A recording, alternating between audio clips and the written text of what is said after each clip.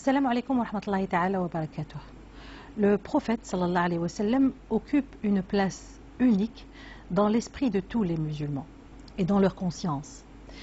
Lui qui a reçu et transmis le Coran, le texte révélé qui nous indique la place particulière du messager d'Allah en tant que prophète, que guide et modèle.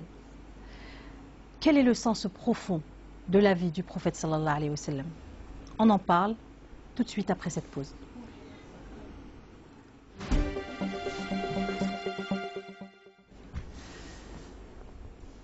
Docteur Cheket, Monsieur Kamal Cheket, la vie du prophète sallallahu alayhi wa sallam est une histoire de foi, d'engagement, d'humanité et de détermination, n'est-ce pas?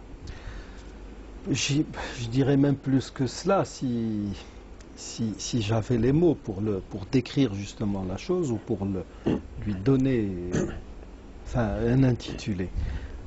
Rasoul sallallahu alayhi wa sallam est un personnage plus qu'unique, parce que depuis que Dieu a créé les cieux et la terre, cet homme nommé Mohammed sallallahu alayhi wa sallam était appelé à venir jouer un rôle prépondérant vers la fin des temps, pour clore les révélations, pour restaurer le monothéisme, pour réhabiliter certains prophètes à l'image même de Jésus alayhi salam ou de Moïse.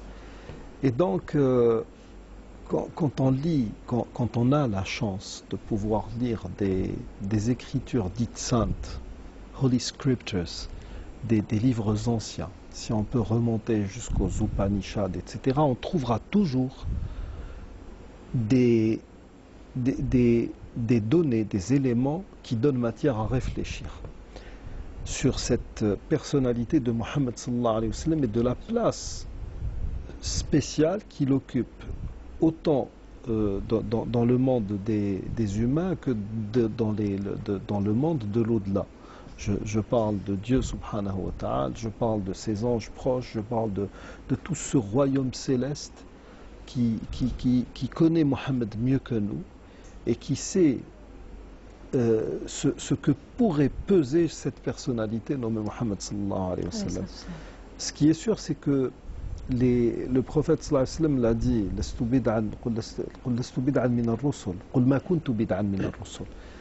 je ne suis pas une innovation parmi les prophètes. C'est-à-dire que son œuvre en elle-même, elle s'inscrit dans une continuité. Et puis, d'un autre côté, il y a toutes les valeurs qui ont été enseignées, et par moments même initiées par Mohammed sallallahu alayhi wa sallam, qui prédisposaient l'humanité à vivre dans cette religion qu'est l'islam. Nous partons du principe que même la religion de Moïse ou la religion de Jésus alayhi salam ne s'appelait pas à l'origine judaïsme et christianisme, ça s'appelait la religion de Dieu, l'islam. D'ailleurs, les premières personnes les premiers adeptes de Jésus étaient appelés moshlem par les pharisiens. Donc ça vous donne une idée de cette appellation aussi d'islam. Quand on lit par exemple des livres, certains livres par exemple de l'Ancien Testament ou du Nouveau Testament, il y a cette notion de Messie qui revient, etc. Mais les Juifs ou les chrétiens ont beau donner des exégèses concernant ces versets qui parlent justement du Messie à venir, il est clair que quand on étudie de manière sérieuse ces écrits, on se rend compte qu'il ne s'agit ni de Moïse ni de Jésus alayhi salam. Il s'agit d'une autre personnalité. Cette personnalité ne peut être que Mohammed sallallahu alayhi wa sallam. D'autant plus que si je remonte par exemple aux Upanishads, il y a 5 livres au total qui ont été écrits par des spécialistes du sanskrit, parmi lesquels celui de Ved Prakash, qui était un pundit brahman qui s'est converti à l'islam, et parce que les hindouistes attendent aussi leur messie qui doit venir vers la fin des temps, etc. Mais les similitudes justement qui existent dans ces livres avec Mohammed sallallahu alayhi wa sallam, tant au niveau les avatars. C'est le Kalki Avatar, oui, c'est l'avatar. C'est le Kalki Avatar, c'est le on retrouve d'autres appellations dans les Védas. C'est le pendant de Kalki Avatar, C'est Narsham, j'ai oublié parce que c'est un mot quand même assez complexe, très difficile à prononcer, du moins pour moi. Et les descriptions qui y sont faites, les données que l'on trouve concernant ce Messie, ce Kalki Autar qui doit venir vers la fin des temps, correspondent point par point à Mohammed sallallahu alayhi wa sallam. D'ailleurs, dans les Upanishads, le paraclet, les Upanishads, c'est quelque chose de vraiment très très précis dans la mesure où sa mère s'appelle Somanib, l'apaisée, et elle s'appelait Amina. Son père s'appelle Bhagavat Vishnu, ce qui signifie esclave de Dieu. Donc ça nous donne Abdullah. Il recevra sa révélation dans une cave, donc c'est la grotte.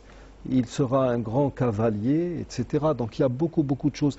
Il sera connu parmi les siens pour être le digne de confiance et aussi digne d'être loué. Et le nom même, c'est le digne d'être loué, ce qui revient aussi au sens de pas parakletos, mais péricultos. Parce que comme le signalent certains spécialistes du grec ancien, on suppose que le mot paraclète, en français on dit paraclet, mais bon, il est plus juste de dire paraclète en prononçant le T, parce qu'à l'origine c'est parakletos. Le paraclète, c'est l'avocat, mais péricultos... Consolateur. Consolateur, c'est un peu tiré par les cheveux, dans la mesure où quand on confond tous les textes bibliques entre eux, il y a à boire et à manger. Mais la racine de paraclète nous renvoie vers l'avocat, celui qui défend. L'intercesseur, quoi. Plus ou moins, mais consolateur, non. Ça ne colle pas, du moins selon mes connaissances. Mais on sait aussi que certaines études critiques de la Bible ont mentionné péricultos, qui signifie le digne d'être loué. Et ça correspond à Mohammed. Donc c'est vraiment une personnalité plus qu'à part. Et ce qui démontre encore que c'est une personnalité à part, c'est tout ce qui a été dit de mal, tout ce qui a été fomenté, tout ce qui a été imaginé pour porter atteinte à cette personnalité à travers l'histoire. De la mauvaise foi qu'on a pu percevoir dès les débuts, bien avant sa naissance, absolument. Puisque les gens du livre attendaient que ce prophète apparaissent chez eux. Notamment les Juifs. Notamment les Juifs, les chrétiens. Vous savez, nous savons de par nos historiens que si les Juifs se sont établis dans cette partie d'Arabie, c'est parce qu'ils avaient des signes. Ils avaient des signes avant-coureurs qui annonçaient sa venue, qui donnaient une idée de l'endroit où il allait venir.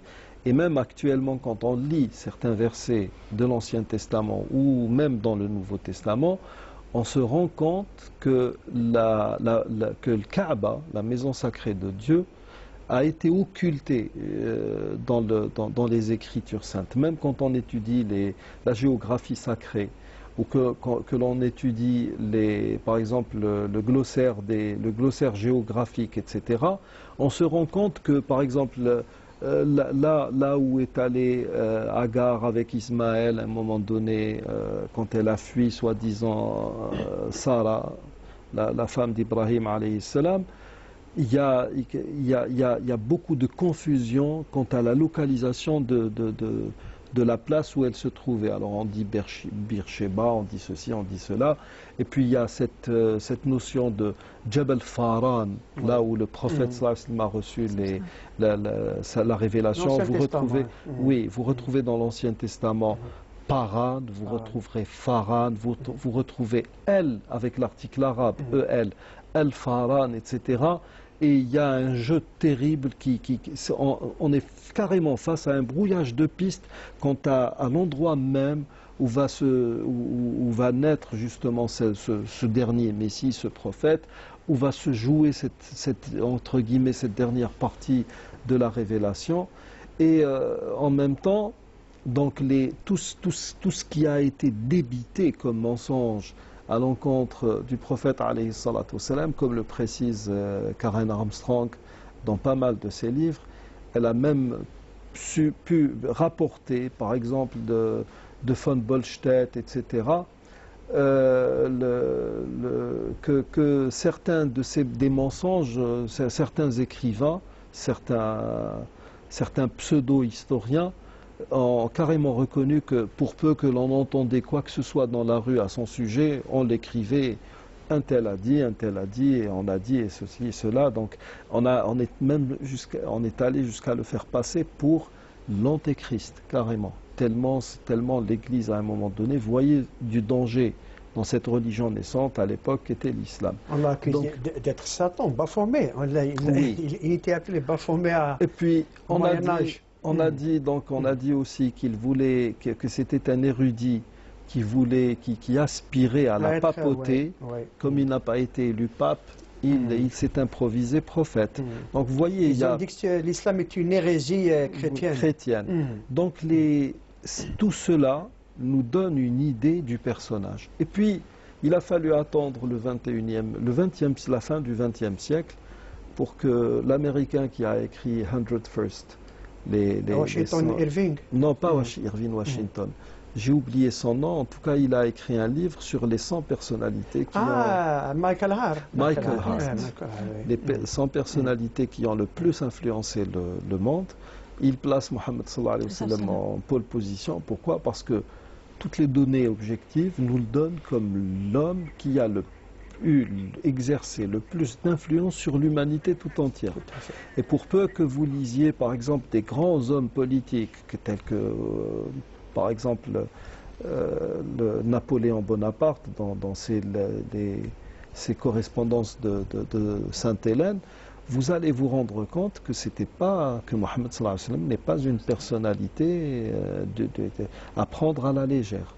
Donc c'est vraiment quelque chose qui dépasse l'entendement. Et malheureusement, nous n'avons jamais rien fait pour que cette personnalité soit perçue dans sa réelle dimension. Alhamdulillah, j'ai eu l'occasion d'écrire un livre à ce sujet, Témoignages impartiaux.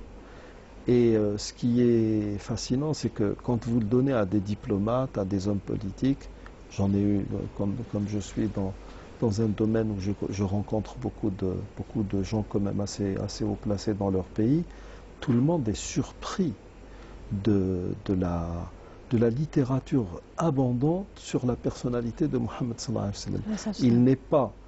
Il ne se trouve pas une époque où un grand historien, un grand orateur qui n'est écrit sur Mohammed sallallahu alayhi wa sallam.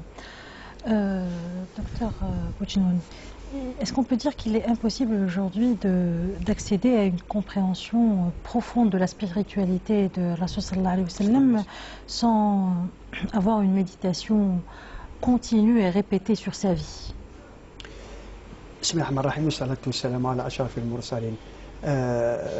Tout d'abord, il faudrait dire, pour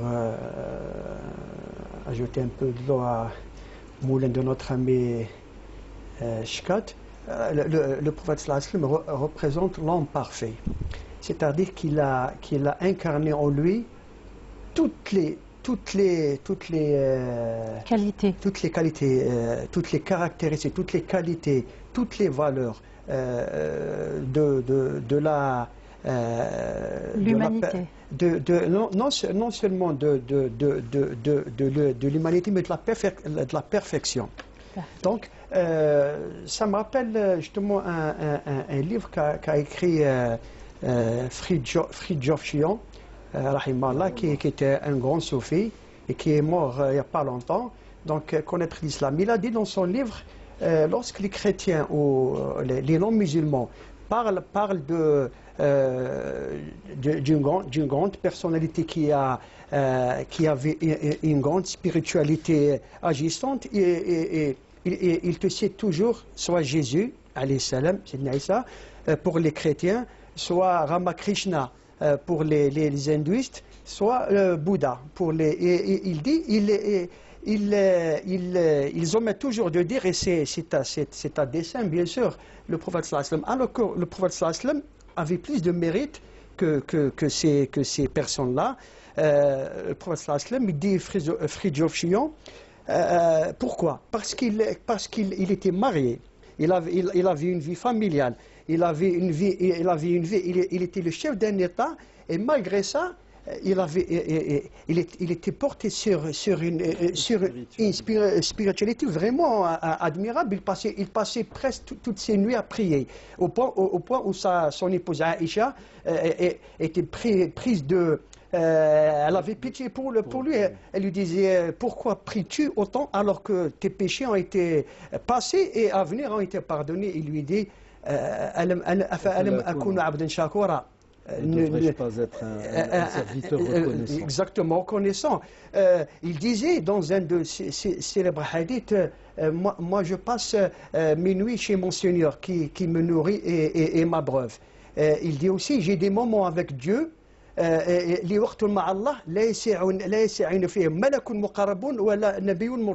des moments avec Dieu qu'aucun ange rapproché ni prophète messager n'a cette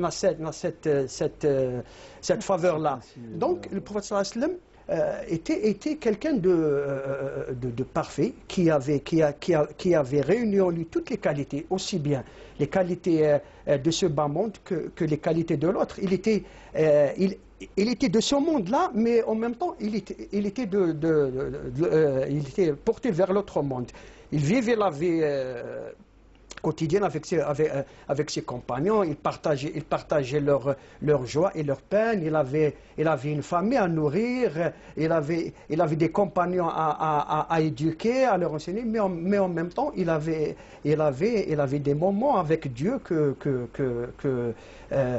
qu'aucun prophète, à mon avis, n'avait, parce que le prophète sallallahu alayhi wa sallam était même, il ne faut pas oublier, arrivé à Qaba Qawsin ou Adna. Il était arrivé lors de son ascension, célèbre ascension, il était arrivé à un degré où Jibril lui a dit, si je m'approche, je vais me brûler, parce qu'il est arrivé, il était arrivé devant la présence divine.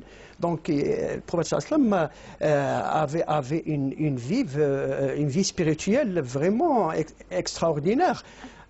Bon, pour nous musulmans, il demeure le modèle. C'est vrai qu'on est tenu d'essayer de le suivre et de le prendre comme modèle. C'est notre objet d'émulation, bien sûr.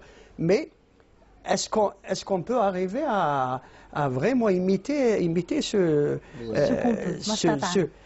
modèle? D'autant plus que, comme je l'ai dit lors de la dernière émission, qui était consacrée aussi à la personne du prophète sallallahu alayhi wa sallam, beaucoup de musulmans, malheureusement, s'intéressent plus aux aspects, je dirais, humains. Superficiel.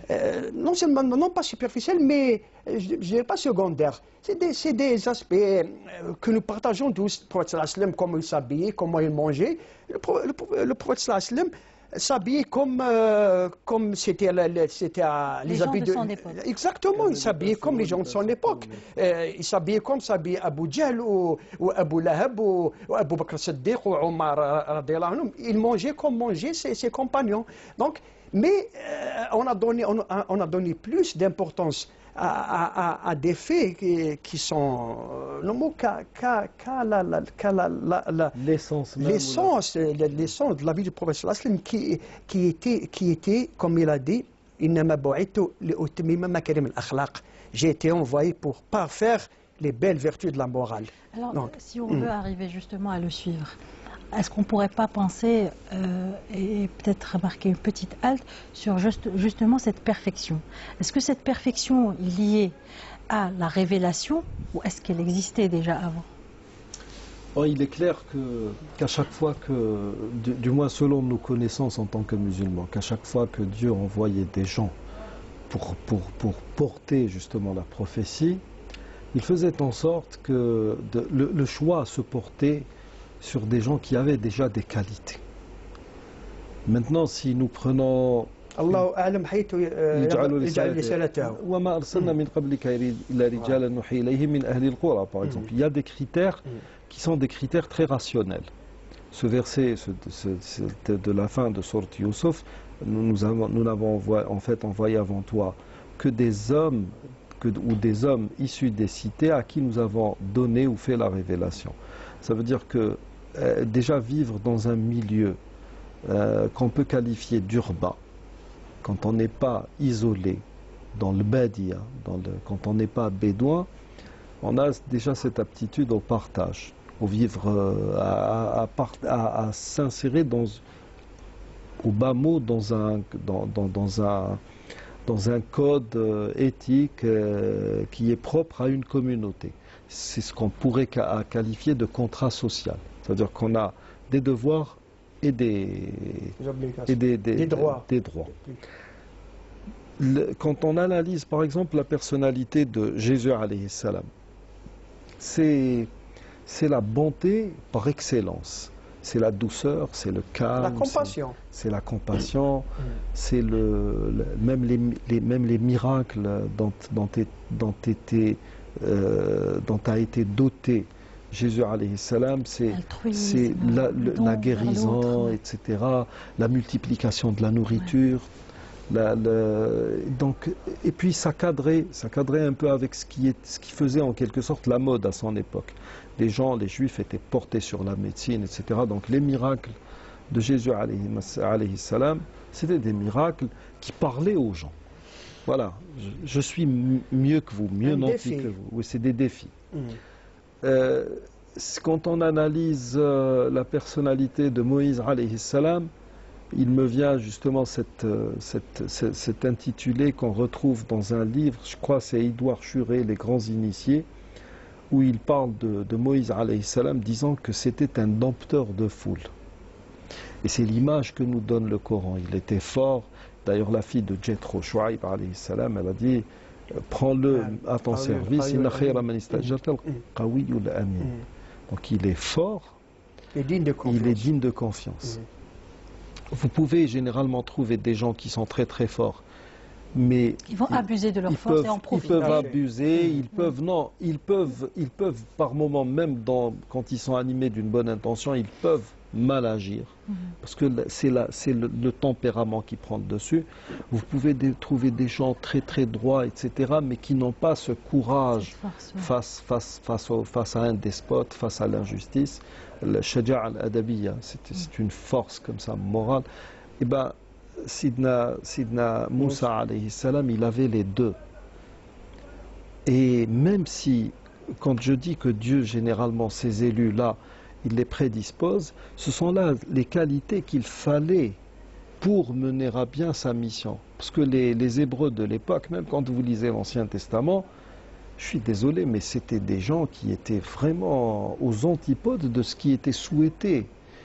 Ils se sont toujours rebellés. Il y a eu l'histoire du veau d'or, il y a eu une multitude c'est de la fourberie, carrément. L'assassinat de Jean-Baptiste. Par la suite, mais déjà du vivant de Moïse alayhi salam, ils n'ont jamais été à la hauteur de ce à quoi Dieu les prédisposait. C'était des gens qui étaient appelés normalement à prendre le leadership de l'humanité. Mais ils préféraient la polémique. Ils préféraient la polémique, les petits jeux malsains. Malgré qu'ils croyaient en Moïse et en son Dieu. Oui, ils croyaient en lui. Mais ils polémiquaient avec Moïse et avec son Dieu. Avec son Dieu.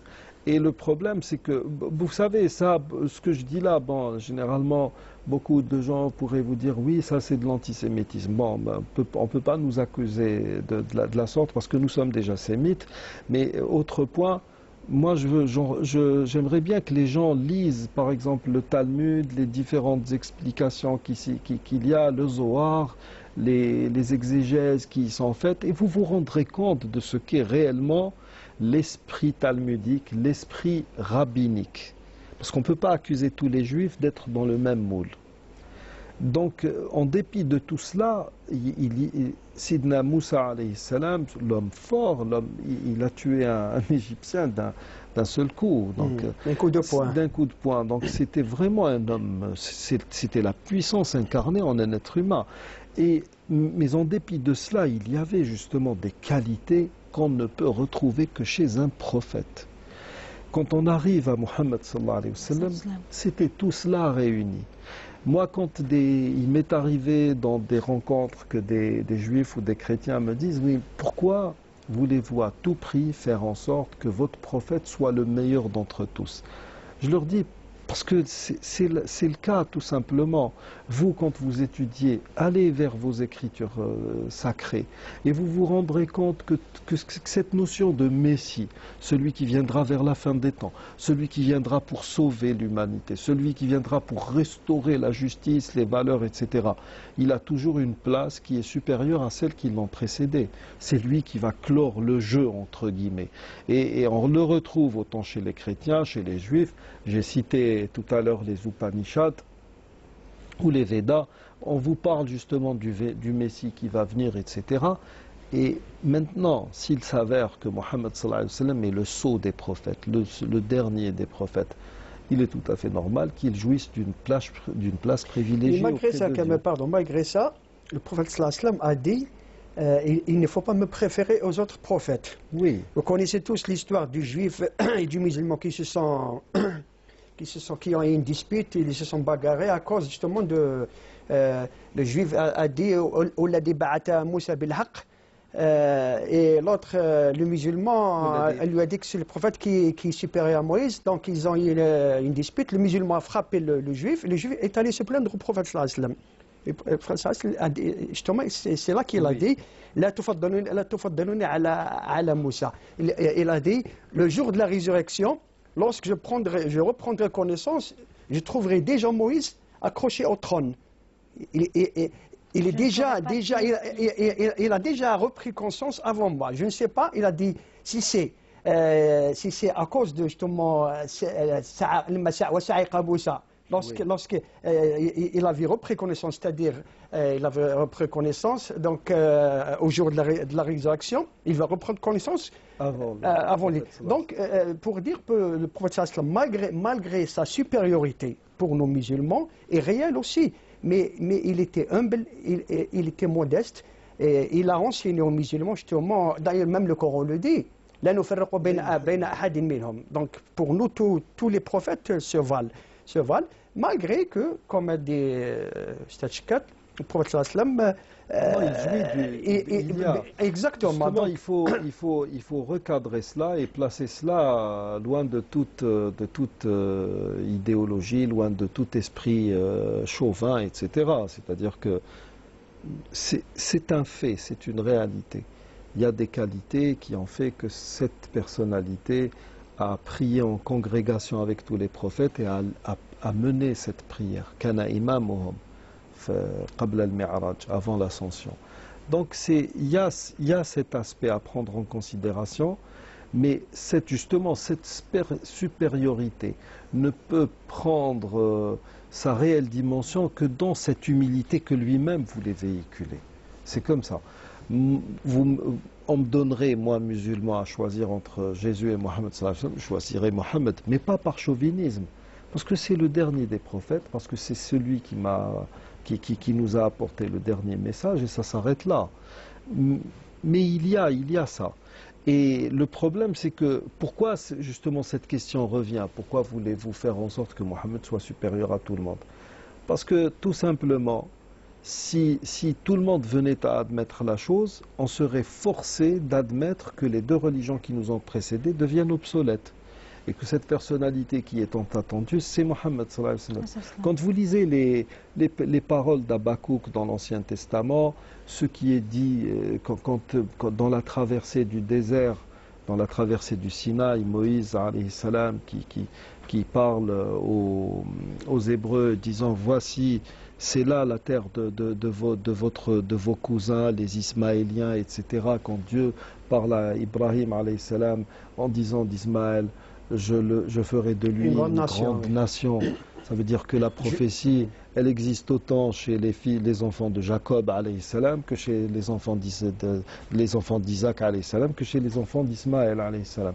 Donc il y a tout ça, toute cette notion fait que cette nation est dépositaire du dernier héritage des prophètes qui est celui de Mohammed sallallahu alayhi wa sallam.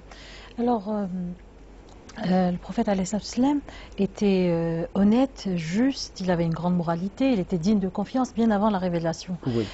Certains se posent la question, comme il était jeune, hein, quand il était jeune, est-ce qu'il n'était pas tenté, est-ce qu'il n'y a pas des histoires pour dire, est-ce qu'il a été protégé? D'ailleurs, si vous permettez, d'ailleurs, le prophète sallallahu alayhi wa sallam lui-même dit "Addabani Rabbi fa ahsana ta'dibi." C'est lui qui Dieu m'a éduqué et il a parfait mon éducation. Donc le prophète sallallahu alayhi wa sallam m'a été éduqué si je peux dire, sous les yeux de Dieu. Oui, parce qu'il y a des jeunes qui aiment le prophète sallallahu alayhi wa sallam. Ils sont jeunes et on sait ce que ça veut dire, la jeunesse. Oui. Et donc ils se disent, comment je peux lui ressembler en étant ce que je suis? Il y a des événements dans la série du prophète sallallahu alayhi wa sallam justement qui montrent. Par exemple, le prophète sallallahu alayhi wa sallam m'a dit un jour, j'étais en train de garder des moutons, des chameaux, et un ami à moi m'a invité à assister à une fête. C'est ça. Non, il lui a dit qu'il y avait une fête. Qu'il y avait une fête, voilà, exactement. Il a laissé son troupeau à un autre. Et il est allé pour assister à la fête. Et comme ça, il s'est endormi. Il s'est endormi. Je veux dire, il a eu le désir d'aller à la fête. Oui, c'est un enfant. Oui. Il était enfant. Il était enfant. Il était enfant à l'époque. Il était peut-être même pas pubère, je ne sais pas. Mais enfin, il y est allé. Et il a été pris d'une somnolence qui l'a torpillé carrément. Et il ne s'est réveillé que le lendemain. Tout à fait.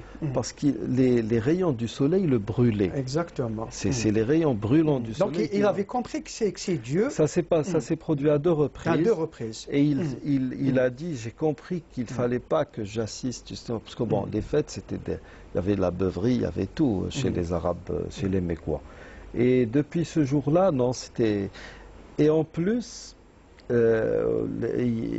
quand il allait à Ghar Hira pour méditer, sachez, selon certaines sources, que c'était une tradition chez les Bani Hashim, chez eux-mêmes le faisaient. C'est-à-dire que normalement son père, son grand-père et ses arrière-grands-pères le faisaient.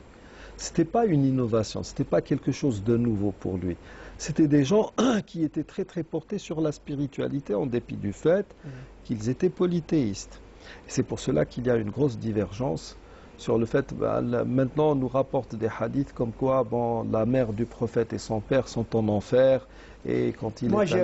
Mais ce sont des hadiths, vous savez, non, c'est des hadiths qu'il faut prendre vraiment avec des pincettes. Alors que lui-même dit que je n'ai cessé de passer d'un rein à un autre jusqu'à Adam. Donc il est issu d'une lignée de gens qui ont toujours été monothéistes. C'est faux de dire que son père ou sa mère étaient des polythéistes. Vous savez, ils étaient dans la Mecque. Dans cette Mecque, ils participaient à tout ce qui se faisait la vie de tous les jours. Donc on peut supposer très très facilement qu'ils étaient qu'ils s'inscrivaient dans la même logique. Sauf que vous savez, quand la religion justement est instrumentalisée pour donner la primauté d'un groupe sur un autre, comme c'est le cas depuis quelques siècles, on peut facilement comprendre que il y a des réalités qui ont été occultées. Quand Dieu dit exactement. En parlant de ses aïeux, de ses ancêtres, ça veut dire que nous avons là une personne qui est issue d'une lignée qui était portée sur la spiritualité, portée sur la religion. Je préfère, face à ces hadiths dits authentiques, et puis là il faut aussi recadrer un peu les choses. Actuellement, nous avons des gens qui, à chaque fois que vous citez un hadith, on vous dit Sahahahu ou bien Da'afahu al-Albani, rahmatullahi alayhi. L'Albani est un grand homme. يكفيه شرفا أنه أحيا حب علم الحديث. c'est plus qu'un honneur que d'avoir en quelque sorte ressuscité cette science des hadiths qui a été oubliée. Oui, mais à l'époque même de l'Albani, il y a lui, huwa sahibu sina'a. Attention, il n'est pas muhaddith l'Albani, comme le pensent certains de ses adeptes. Le muhaddithoun, comment? Il était horloger. Il était horloger. Ouais, c'est ça. Et il était très faible en arabe. Moi, je l'ai entendu, c'est lui-même qui le dit. D'origine albanaise, bien sûr. Il est d'origine albanaise, adjami. Il n'était pas un grand. Mais c'est un homme qui a fait beaucoup de travail sur le fait de suivre, par exemple, les transmissions de certains hadiths. Mais quand on dit Sahahahu al-Albani ou bien Da'afahu al-Albani, quelle valeur ceci peut-il prendre dans la mesure où il y avait d'autres muhaddithin? Il y avait à son époque déjà, il y avait le Roumari, celui qui était le parfait inconnu, qui était membre au Conseil islamique. Non, Ahmed Shakir, on n'en parle pas, non, l'Algérien. Comment il s'appelle, de Doran. Ou Doran, il a un mousnad. Oui, oui. Il était, vous savez, Talib Abdelrahman était supérieur en termes de connaissance du hadith à ce qu'était le Cheikh Nasruddin al-Albani. Mais quand justement le hadith qu'on cite concernant la mère et le père du prophète, oui, Sahahahu al-Albani. Bon, d'accord, Sahahahu al-Albani, hada ijtihaduh. Mais il y a d'autres gens qui ont remis en cause tous ces hadiths avec une argumentation. Vous savez, quand je parle de ça, je ne suis pas en train de faire un jeu qui va dans le sens de mes intérêts. Parce que, pour vous donner une idée, nous savons, selon le Bukhari, que le prophète sallallahu alayhi wa sallam s'est marié à Aïcha alors qu'elle avait 9 ans. Le mariage n'a été consommé que quand elle a atteint 12 ou 13 ans. Vous avez des gens qui sont contre cette thèse et qui, à coup de recoupement, dans une on va triturer les textes, les malaxer pour sortir avec, entre autres conclusions, qu'elle s'est mariée alors qu'elle avait 18 ans. Quand je dis que ces hadiths concernant les parents du prophète peuvent être mis en cause, ça n'est pas dans cette logique un peu, je ne sais pas comment la qualifier, mais ce sont vraiment, il y a des hadiths qu'il faut revoir, comme ce fameux hadith je suis désolé, ça c'est, vous savez, le début du hadith fait consensus chez tous les musulmans. La fin de ce hadith n'a jamais fait consensus. Et on vient vous dire Sahahahu al-Albani.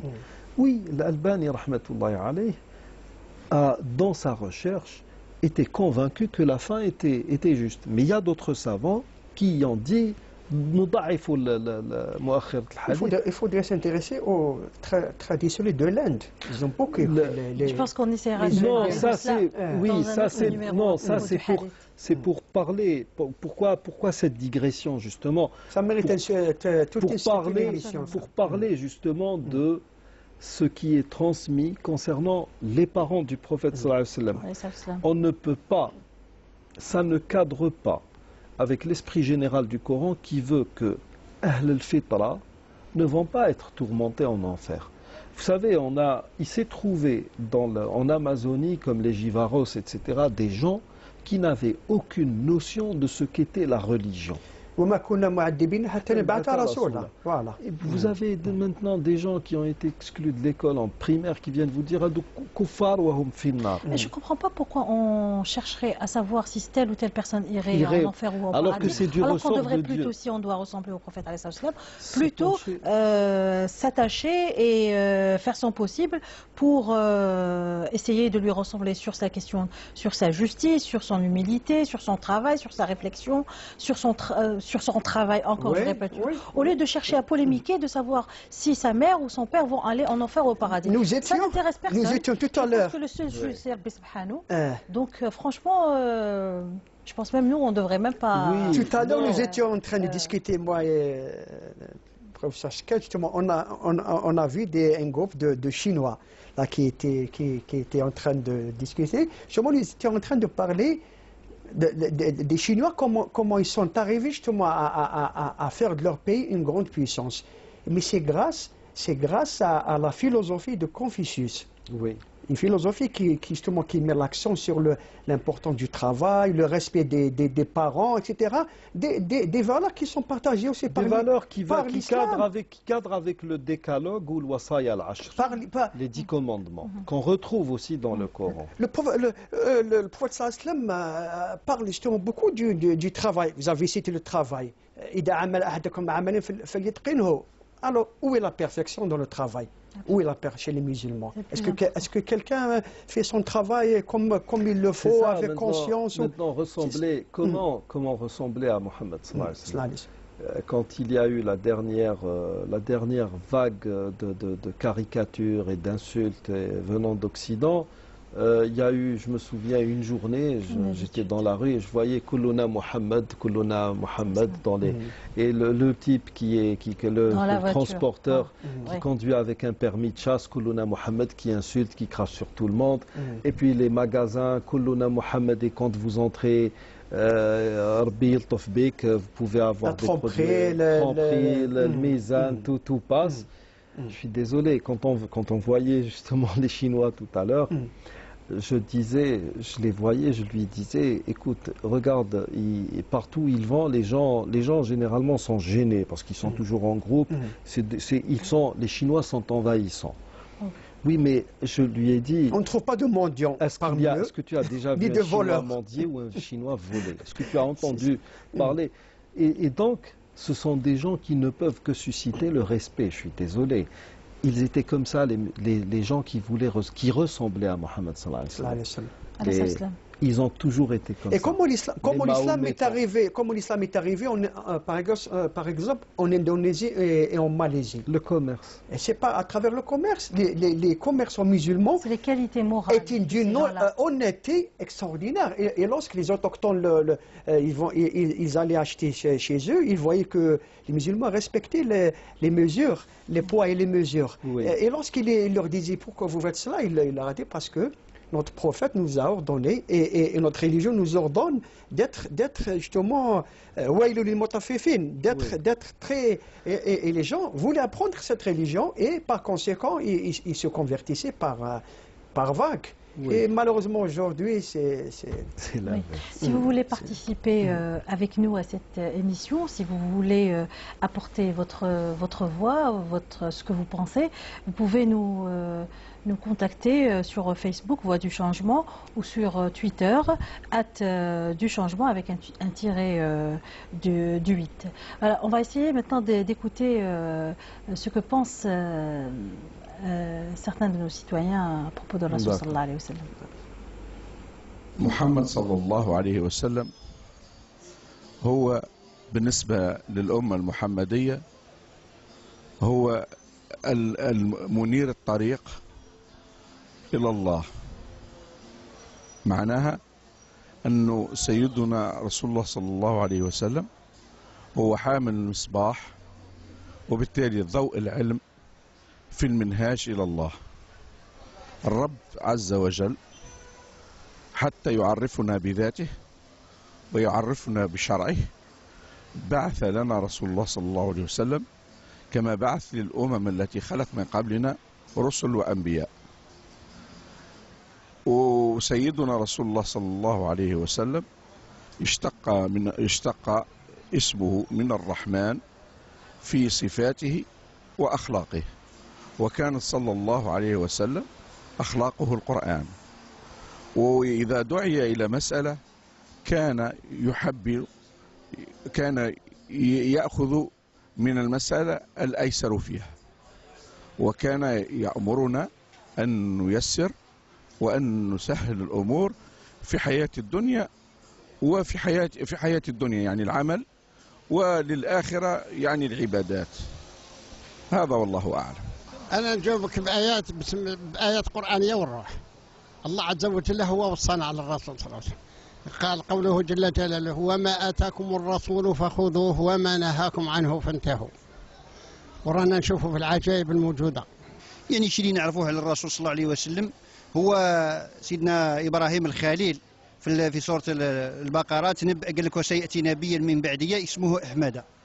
ما نعرفه عن الرسول صلى الله عليه وسلم نعرفه أنه نبي الرحمة، وهو نبي التسامح، وهو نبي السماحة، نبي الرحمة، نبي العطف بالصغير، النبي الذي أمر باحترام الكبير. ما نعرفه عن النبي صلى الله عليه وسلم هو الثبات رغم ما تعرض له من تعذيب ورغم ما تعرض له من اضطهاد من قريش، إلا أنه بقي متمسك بالرسالة السماوية، وبقي متمسك بحبل الله سبحانه وتعالى ولم يشرك. وهو اللي قال لهم لو وضعت الشمس في يميني والقمر الشمس في يميني والقمر في شمالي على أن أترك هذا الدين ما تركته. يعني هنا تبين لك قوة العقيدة عند هذا الرسول العظيم، عند هذا الإنسان العظيم هذا، كيف لا وهو اسمه الأمين. الرسول صلى الله عليه وسلم نعرفوا باللي الرسول هذا مبعوث من عند رب العالمين، محصم من الخطايا، ما غافر له ربي ما تقدم وما تأخر. وأمي ستادير يقولوا أمي بصح هو راس مثقف بالوحي تاع رب العالمين، وإنسان صادق ومخلص، وهو معلم المسلمين. هذا الرسول صلى الله عليه وسلم الأمة تاعه هي تبع السنة تاعه، وخير أمة هي أمة الرسول صلى الله عليه وسلم. Donc c'est celui qui illumine nos routes, son caractère était le Coran. Allah subhanahu wa ta'ala nous demande de le suivre. Il était le symbole de l'honnêteté, immunisé contre l'erreur. Alors comme il faut toujours le suivre, déjà avant la révélation, le prophète sallallahu alayhi wa sallam se questionnait beaucoup. Il méditait beaucoup. Il n'était pas satisfait des dieux de Quraysh et il n'était pas satisfait de la société de l'époque. Oui. De toute manière, ça fait partie intégrante de l'innéité, le fitra, qui fait de l'être humain un être humain, tout simplement. D'ailleurs, actuellement, dans le domaine des neurosciences, on revient très très souvent sur cette nature primordiale de l'être humain qui refuse tout ce qui est actuellement plébiscité par des courants de mode ou par des intérêts idéologiques ou quoi que ce soit d'autre. Donc il est tout à fait normal pour une personne saine de ne pas admettre que ses proches, que sa société soit une société qui fait dans l'injustice, dans la décadence, etc. D'ailleurs, c'est pour cela que le prophète sallallahu alayhi wa sallam a assisté avec l'un de ses oncles à ce qu'on appelle dans l'histoire de Quraysh, l'histoire pré-islamique, Hilful Fudul. C'était le pacte des nobles, de la noblesse. Un commerçant de la tribu de Zabid du Yémen a vendu une marchandise à un Qurayshite, et au moment d'être payé, le Qurayshite a carrément nié avoir pris quoi que ce soit. Et ce commerçant de Zabidi, s'est mis à hurler, à crier à l'injustice. Et il y avait déjà à l'époque des gens qui se sont réunis et qui ont signé un pacte pour défendre les... Dorénavant, si quelqu'un est traité de manière inique dans l'enceinte de la Mecque, nous coaliserons tous pour le défendre contre celui qui a été inique à son encontre.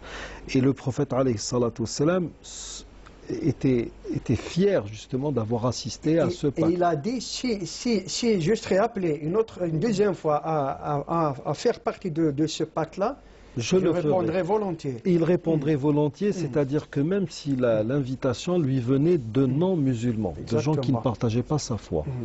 Donc c'est pour cela que lui il n'arrivait pas à vivre dans cette société, qui était une société primitive, une société qui allait dans la beuverie, parfois même dans la luxure, où la fille était enterrée vivante. Oui, il y avait beaucoup d'incohérences.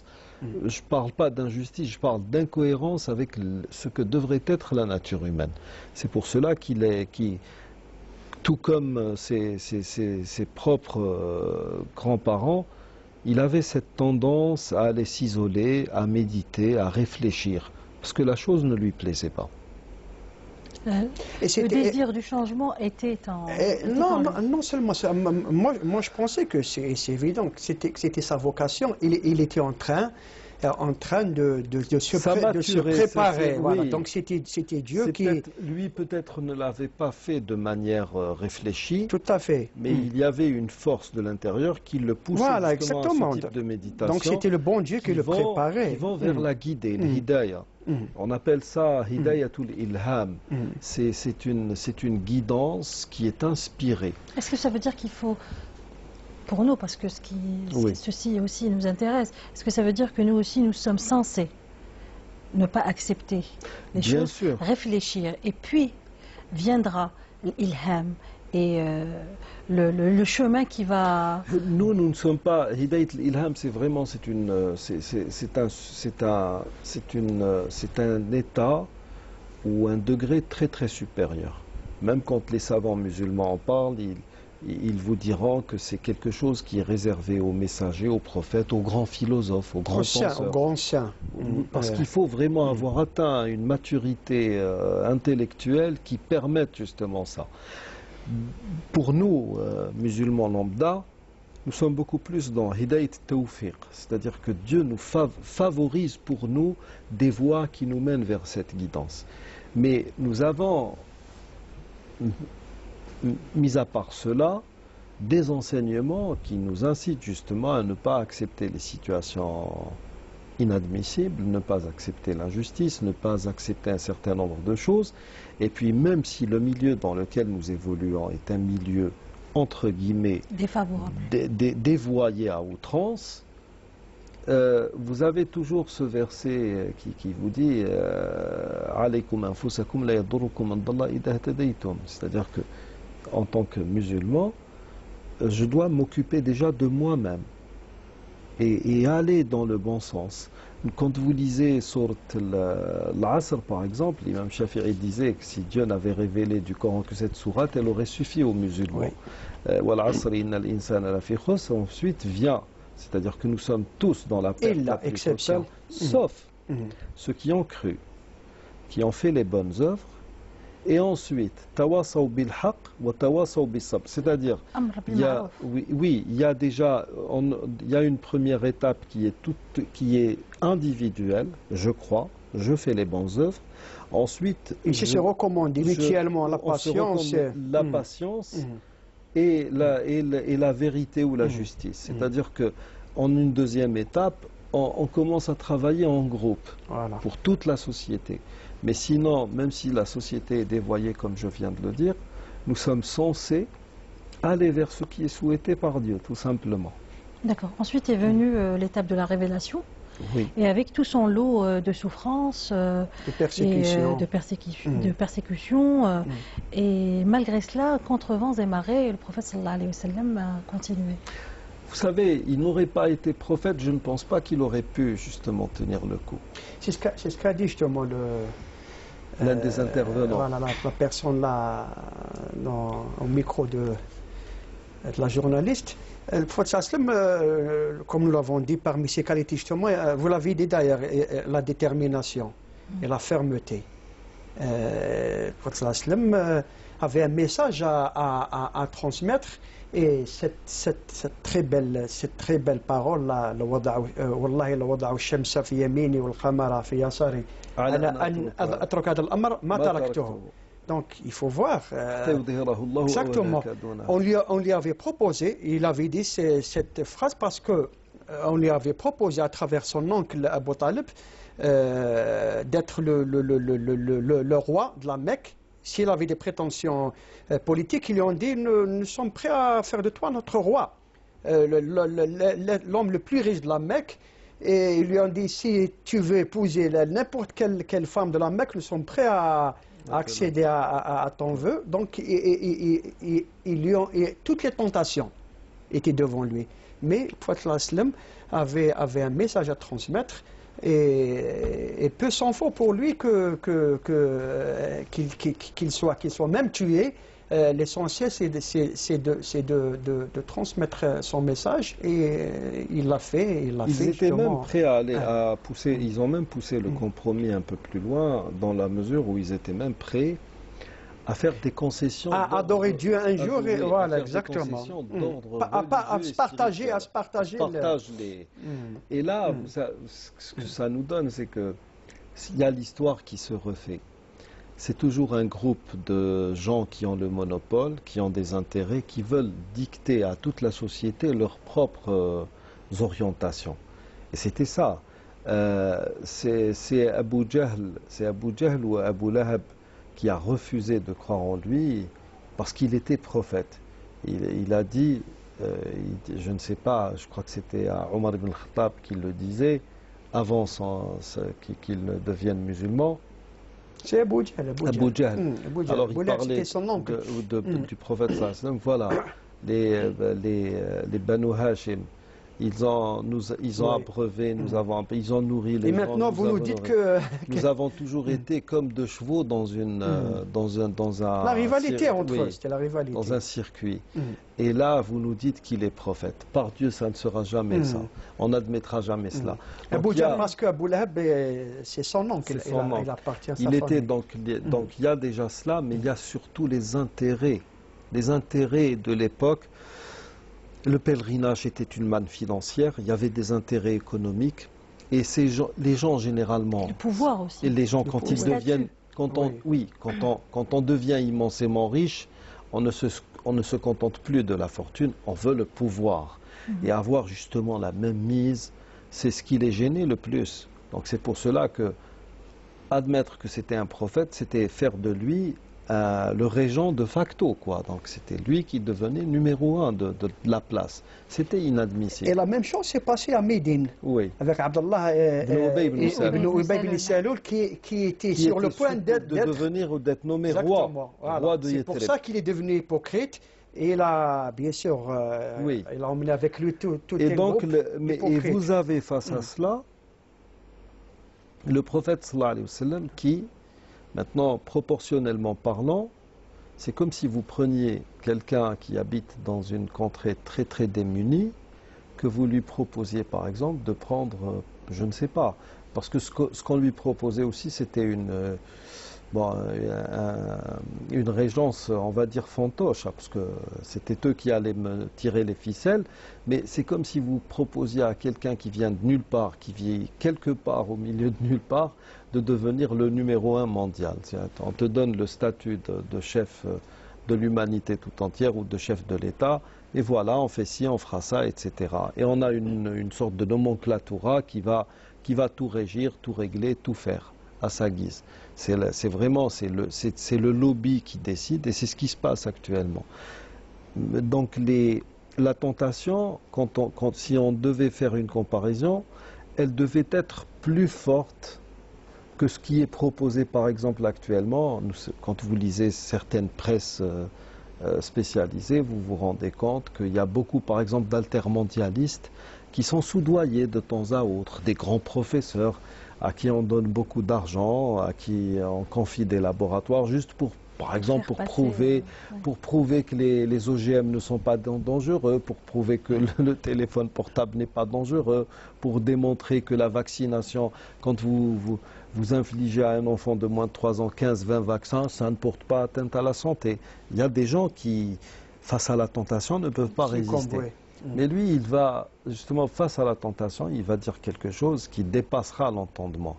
Si vous mettez le soleil à ma droite et la lune à ma gauche, je ne m'arrêterai pas, je n'abandonnerai pas cette affaire, à moins que Dieu ne la couronne de succès ou que je meure, tout simplement. C'est-à-dire que c'est résigné à outrance. Et même si je devais mourir dans cet état, eh ben je mourrais dans cet état. Et justement, ce qui le caractérisait, c'est qu'il était, par exemple, patient, mais pas passif. Oui. Il était aussi aimant, mais pas démissionnaire. Oui. Et il était respectueux des principes de la religion, mais tout en observant parfaitement les circonstances. Oui. Et en adaptant... on a une compréhension lucide de la situation. Et c'est pour ça qu'on a dit qu'il représentait l'homme parfait, par excellence. Donc il avait toutes les qualités. les qualités, bien sûr, les qualités, je dirais, de la compassion, de la miséricorde, de la clémence. Il était clément, il était miséricordieux envers les enfants, envers les femmes. Vous savez, les femmes à cette époque-là, c'était quand même le sexe faible par excellence. Hein, donc c'était à juste titre. C'était carrément un surplus d'humanité. Exactement. C'était comme ça, c'était le surplus. Enterrer vivante une fille, il fallait le faire. Hein, il fallait le faire. Une fille parce que son père, pour eux, c'était la honte qu'une fille vienne au monde. Donc, et en même temps, l'islam, il était ferme, déterminé, décidé. C'était quelqu'un, par exemple, dans les combats, il donnait lui-même l'exemple. C'était pas quelqu'un qui envoyait ses compagnons aller faire la guerre et moi je reste ici à ma place. Donc il était au premier rang. Et il n'avait pas peur de la mort. Ali ibn Abi Talib a dit qu'à chaque fois que dans toutes les batailles, le prophète sallallahu alayhi wa sallam était le premier parmi nous à aller affronter l'ennemi. Alors qu'il savait et qu'il était conscient que Dieu Tout-Puissant le protégeait. Il y a un verset, Dieu te protège des gens. Mais quand même, pour donner l'exemple, il était toujours au premier rang. Oui, le fait de ne pas mourir n'empêchait pas des blessures graves. Hein. Ah bien sûr, bien sûr. Oui. Mais non, mais il y a mieux. C'est le juste milieu. Justement, actuellement, toute personne qui ressemblerait au prophète sallallahu alayhi wa sallam dans son comportement, dans sa vision du monde, généralement on la traite de modérée. Parce qu'il y a de la modération, c'est vrai. Mais bon, c'est un terme qui est aussi galvaudé, je suis désolé. Moi, quand on me dit vous êtes modéré, je prends ça comme une insulte. Ouais. Quand on voit ce qu'on dit islam modéré. Non. On pose toujours la question. Qu'est-ce que vous voulez dire par islam modéré? Il y a l'islam. Par rapport à quoi? Il n'y a ni modéré, cet islam, il y a des musulmans qui sont... Oui, l'islam veut de nous que nous soyons modérés là où on peut l'être et que nous soyons intransigeants là où il faut l'être, tout simplement.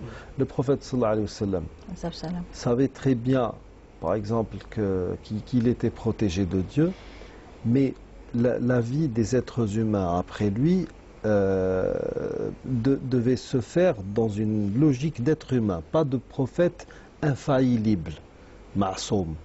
Et c'est pour cela que même dans je ne sais pas, lors d'une des batailles où ils étaient en campagne de guerre, et il a dit Man yahrusuni al-layla. C'était pas durant une bataille. C'était peut-être dans les coalisés, l'Ahzab.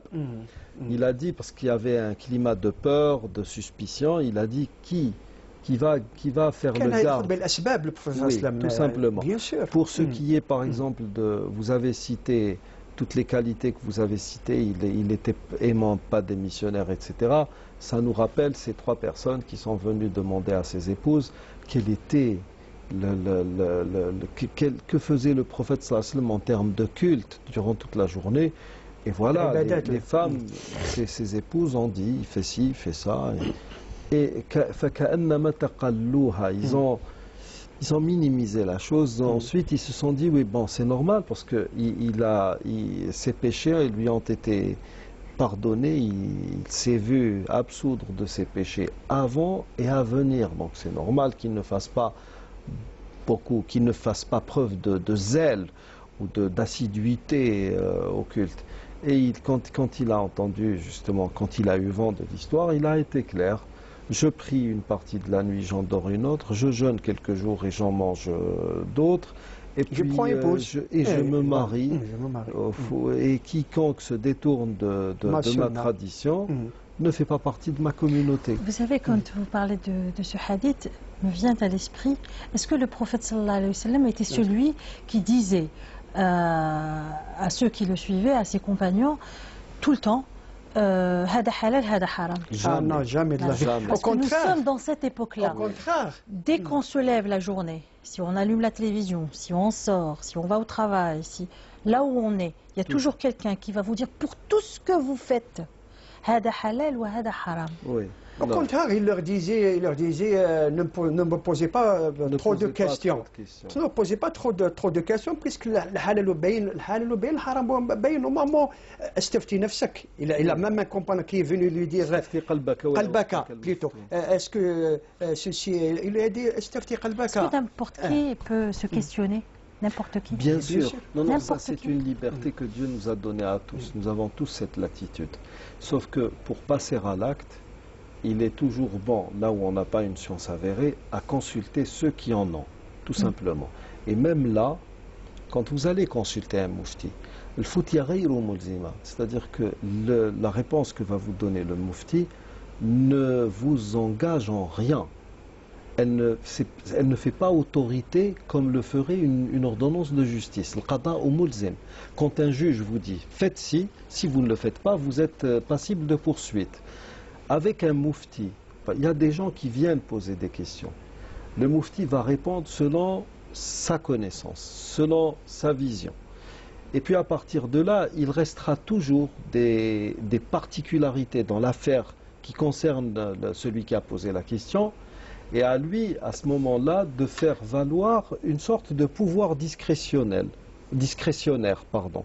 qui va, une sorte d'autorité intérieure, qui va guider la personne vers le choix à faire concernant le problème qui s'est posé, tout simplement. Mais là où on voit qu'il y a chez le prophète sallallahu alayhi wa sallam une personnalité qui est très très, comment dire, c'est-à-dire qu'elle est vraiment dans le juste milieu, très très équilibrée. C'est un chef de guerre. Il était chef d'État. On peut dire que c'est un chef de guerre? On peut le dire. Il était chef de guerre pendant les périodes de la campagne de guerre. La guerre lui était imposée. Oui. Donc, vous savez, dans la logique actuelle, dans n'importe quel pays, quand un pays entre en guerre, le ministère de la Défense nationale devient le ministère de la guerre. Oui. Parce qu'on est dans une logique de guerre. Le prophète, alayhi salatu salam, premièrement dans ses campagnes de guerre ou dans ses razawat, il n'a jamais, parce qu'avec le temps, vous allez trouver dans les manuels de fiqh, djihad rad sa'il ou djihad talab, etc. Donc il y a un djihad offensif. Celui du prophète ne l'a jamais été. Je défie quiconque de pouvoir me le démontrer. On ne faisait pas la guerre pour faire la guerre, ou pour des raisons d'expansion.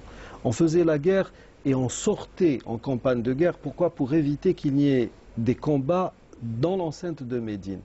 Il a toujours fait en sorte que Médine reste décalée, en retrait de tous les conflits militaires. Mais imaginez cette personne qui fait justement la guerre.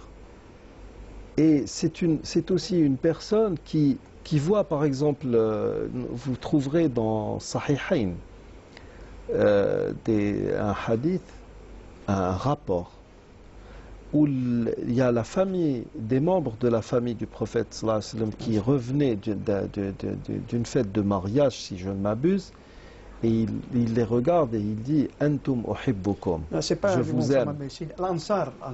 C'était une famille de l'Ansar. Dans le Mahmoud Abou Shouqa, il le cite, il y avait ces... L'Ansar, il aimait beaucoup l'Ansar, lui. Non, c'était une fête. Et justement, il revenait d'une fête.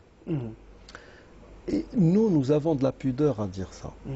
Ce hadith qui dit, en parlant des voies multiples du bien, qui dit aux compagnons, même cette bouchée de nourriture que tu mets dans la bouche de ta femme, t'es compté comme une aumône. Bonne action. Qui de nos virils actuellement pourrait faire ça? C'est, je sais pas, même si l'épouse le faisait pour son époux, il lui dirait non mais tu te crois dans un feuilleton égyptien ou quoi? Pendant la bataille de Uhud, justement, beaucoup de compagnons se sont enfouis. Ça c'est connu. Oui. Donc bon, c'est légitime, c'est humain. La guerre, oui. Et le prophète sallallahu alayhi wa sallam s'est trouvé avec un groupe de compagnons, un petit groupe. Parmi eux, il y avait une femme, Aymara, qui protégeait le prophète sallallahu alayhi wa sallam. Elle avait une épée et un bouclier et elle le protégeait. Et à la fin de la bataille, le prophète sallam a dit Amara, qui peut supporter ce que tu as supporté Amara? Il a reconnu son courage et le fait qu'elle est protégée de son corps, comme vous venez de le dire, quel est l'homme viril, entre guillemets, qui peut reconnaître qu'il a été protégé par une femme et lui reconnaître la chose. Justement. Oui. Même vous savez, justement, c'est ceux qui connaissaient Mohammed sallallahu alayhi wa sallam. Quand Mohammed sallallahu alayhi wa sallam parlait, on ne prenait ses propos que du bon côté. On ne pouvait pas faire autrement, parce qu'on le connaissait. Imaginez, normalement, quand il y a un hadith, Inni ra'aytukunna min akthari ahli an-nar, en parlant aux femmes, il a dit craignez Dieu. Il a commencé par dire tasaddaqna inni ra'aytukunna. Oui, mais quand il a dit ça, normalement, je crois que c'était un jour de fête. Un jour de fête, le fête du sacrifice. Oui, Eid al-Adha. Il a demandé à ses compagnons de faire preuve de largesse en termes d'aumône. Et les femmes d'ailleurs, elles ont donné tous leurs bijoux. Elles commençaient et quand il a dit ça, imaginez la scène. Parce qu'il est toujours, maintenant, nous sommes arrivés à un stade où tous ces hadiths, il faut les mettre dans leur contexte, il faut les expliquer bien comme il faut. Il a dit ça, oui, il a dit, mais comment l'a-t-il dit? Il est entouré de femmes et il dit tasaddaqn, faites aumône, parce que j'ai vu que l'enfer était peuplé de beaucoup d'entre vous. Il y a beaucoup de femmes en enfer. Ça, c'est ce qu'a vu le prophète sallallahu alayhi wa sallam.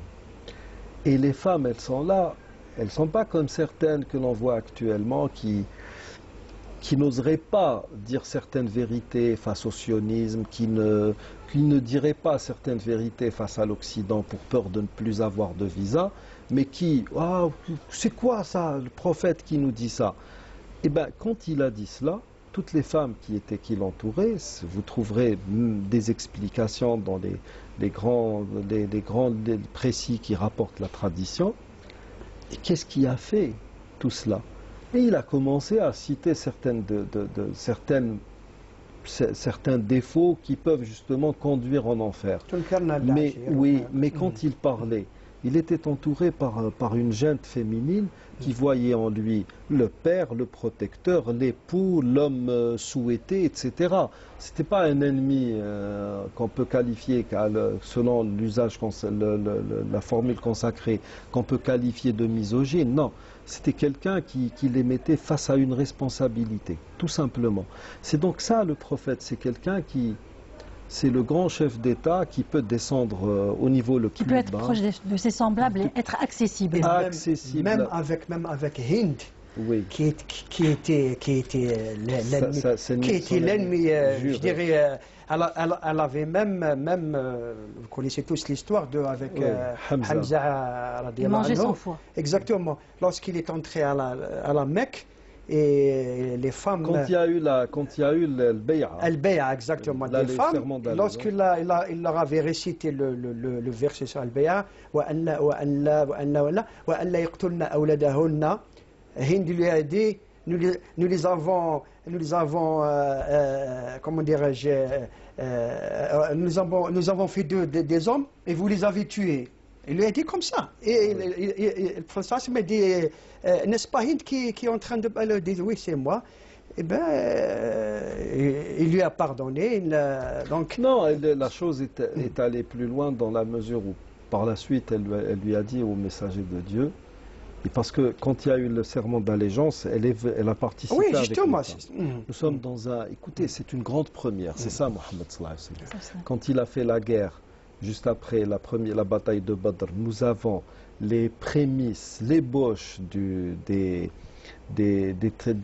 traités de Genève, de la Convention de Genève, et quand il arrive justement à la Mecque, nous avons la femme qui participe d'un point de vue politique à un événement majeur qui est le serment d'allégeance. et qu'il a... Bon, nous allons te faire allégeance, mais concernant quoi? Il dit entre autres que vous ne forniquiez pas. Voilà. Et la femme libre peut-elle forniquer? Et là, vous avez déjà... Et là, déjà, nous avons... chez l'être humain, il y a un minimum de principes qui font de lui un être humain. Hind était une polythéiste, paganiste, appelez-la comme vous voulez, mais il y avait certaines choses qu'elle ne faisait pas. Là, actuellement, nous avons beaucoup de musulmans et de musulmanes qui sont très musulmans, très pieux, très croyants, qui jeûnent, qui font la prière, mais qui font beaucoup de choses que ne faisaient pas les paganistes de l'ère pré-islamique. Et quand il y a eu justement ce serment, elle lui a dit, sache au messager de Dieu qu'il n'y avait pas. Alors qu'elle avait le visage voilé, oui, les habitants. Il n'avait pas reconnu. Les habitants d'une tente qui m'étaient aussi détestés que toi et les tiens. Et là, Dieu m'est témoin, il n'y a pas des gens que j'aime autant que je peux t'aimer toi et les tiens. Donc vous voyez, c'est cette façon Il arrivait à gagner les cœurs. Les cœurs, avant même de gagner je ne sais pas moi, une allégeance forcée, un traité tiré à quatre épingles. C'est en contrepartie d'une rémunération. Et d'une récompense matérielle, et bien donc sûr. Il y a tout cet aspect, comment une personnalité peut faire cela. Elle ne peut faire cela que quand elle est convaincue de sa mission, quand elle est conforme à ses objectifs et à ses principes, et quand elle donne l'exemple, le qudwa. Ça, c'est Mohammed sallallahu alayhi wa sallam, c'est l'excellence en la matière. Et puis il y a ça, il y a cette... vous avez une oscillation incroyable, ça va c'est des pics, autant quand ça monte que quand ça descend. Et il est à tous les niveaux, il est avec tout le monde, il est partout. Quand le prophète sallallahu alayhi wa sallam rencontrait des gens, il s'en souvenait. Il y a des personnes qui ne l'ont revu que 10 ans plus tard. Et quand on vient au messager de Dieu, toi tu n'es pas un tel qui est de la tribu d'un tel? Et l'autre dit oui. Et peut-être que la personne s'étonne, comment a-t-il pu se souvenir de moi en dépit du flux de personnes qu'il doit voir tous les jours? Eh bien là, beaucoup de nos savants disent que c'est là l'une des caractéristiques des grands leaders. Ils n'oublient jamais personne. Voilà, lorsque la foi naît dans le cœur, elle permet d'être attentif à tous les cœurs. Merci de nous avoir suivis, merci à nos invités. Rendez-vous samedi prochain à 21h. Merci.